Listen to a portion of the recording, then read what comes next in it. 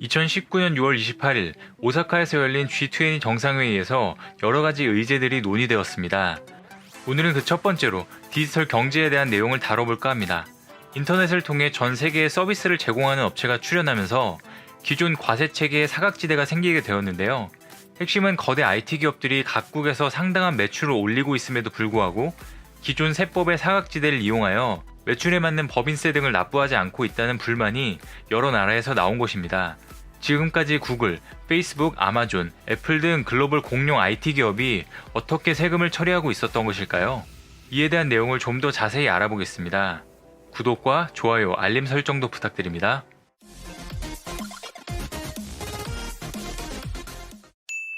안녕하세요. 세상 모든 잡다한 지식을 알려드리는 잡시광입니다.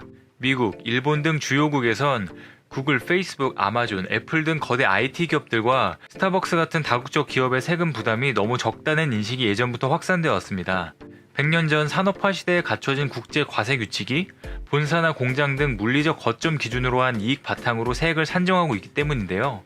물리적 거점 없이 인터넷을 통해 세계의 서비스를 제공하는 업체에는 맞지 않다는 지적이 많이 나오고 있는 상황입니다. 과세 규칙이 현재 기업들의 상황을 따라가지 못하고 있는 것인데요. 그중 여러분들이 지금 보고 계시는 유튜브 서비스의 소유자인 구글이 세금을 어떻게 처리하는지 그 과정을 말씀드리겠습니다.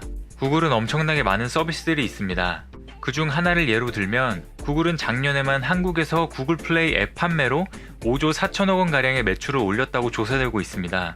유튜브 등 다른 광고 수익까지 합하면 국내 최대 포털 사이트인 네이버의 매출을 넘어선 것인데요. 하지만 구글은 국내에서 세율이 낮은 부가가치세 등만 내고 세율이 높은 법인세를 거의 내지 않습니다. 네이버가 내는 세금의 20분의 1 정도인 연간 200억 원을 낸다고 하는데요.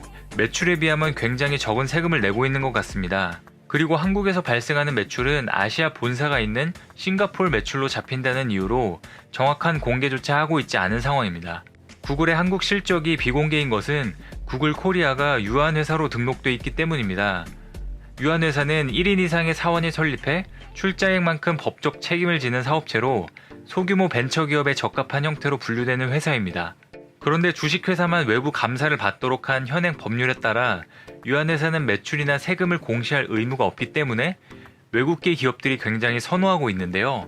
많은 매출을 올리고 있는 애플 코리아, 한국 마이크로소프트, 오라클, 루이비통 코리아, 샤넬 코리아, 구찌 코리아 등의 회사도 유한회사로 정확한 매출과 세금은 비공개인 상황입니다.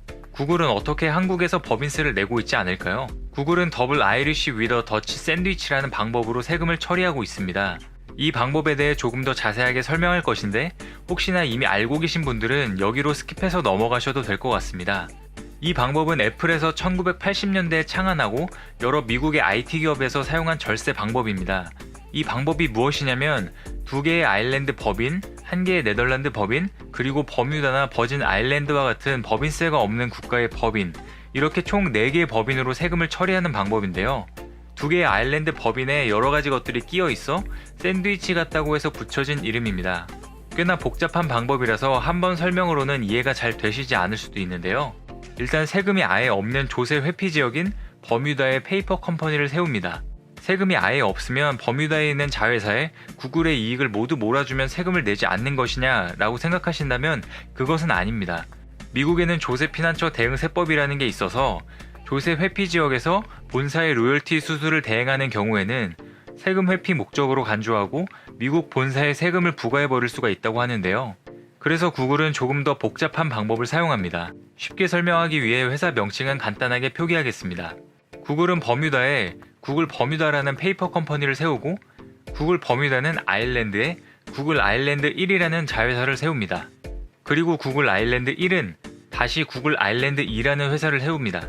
본사가 있는 구글 미국은 구글 아일랜드 1에게 전세계 영업권과 핵심 지적재산권을 넘겨주고 구글 아일랜드 1이라는 회사는 다시 지적재산권의 사용권을 구글 아일랜드 2로 넘겨줍니다. 실제 지적재산권을 사용할 수 있는 구글 아일랜드 2는 전 세계에서 발생하는 구글의 결제나 영업을 통해 수익을 올리는 실질적인 역할을 담당합니다. 이렇게 모아진 이익은 다시 구글 아일랜드 1로 넘어가게 되는데요. 구글이 이렇게 복잡한 방식을 쓰는 이유는 아일랜드의 법인세법 때문입니다. 아일랜드 세법에는 아일랜드에서 살지 않는 외국인은 실제로 거주하는 국가에서 세금을 낼 수 있도록 허용하는 조항이 있는데요. 즉 버뮤다에 거주하는 구글 버뮤다는 비거주자 외국인이고, 구글 버뮤다가 아일랜드에서 세운 구글 아일랜드 1은 버뮤다의 세법을 적용받아 세금을 한 푼도 안 내도 됩니다. 이것이 구글 본사가 구글 버뮤다에 자회사를 세우고 구글 아일랜드 1로 이익을 몰아주는 이유입니다.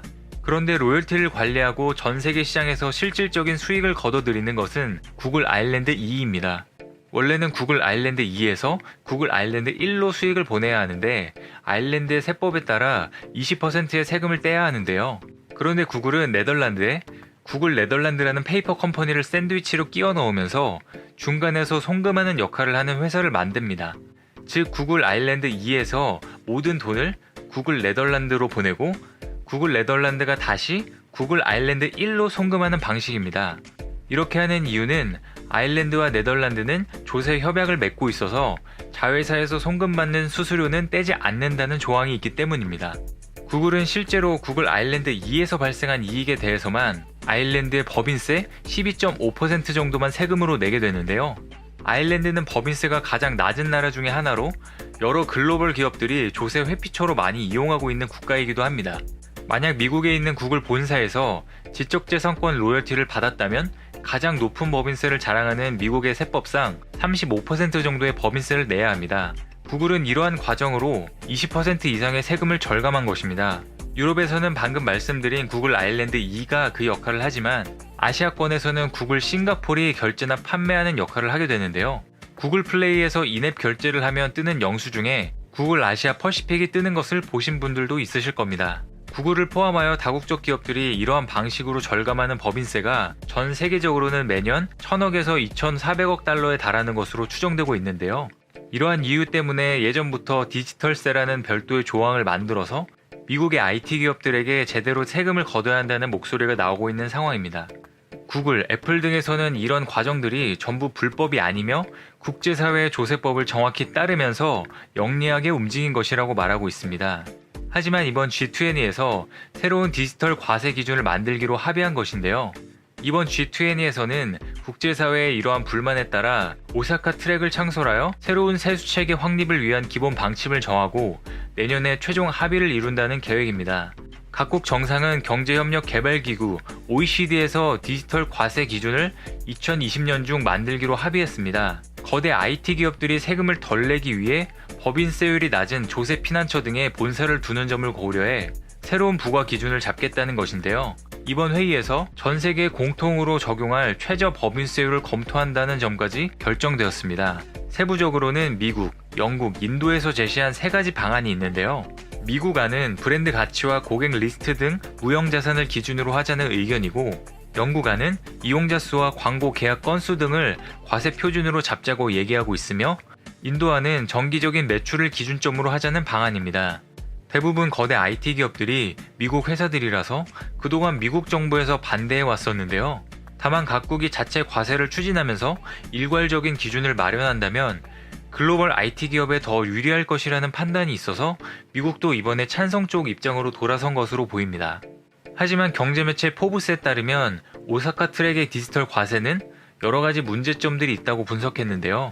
과세 국경선이 애매하다는 점과 기존의 법인세율이 너무 높다는 점입니다. 또한 이것은 기업의 투자와 사업 활동을 방해하고 기업 경쟁력을 저하시킬 것으로도 분석했습니다.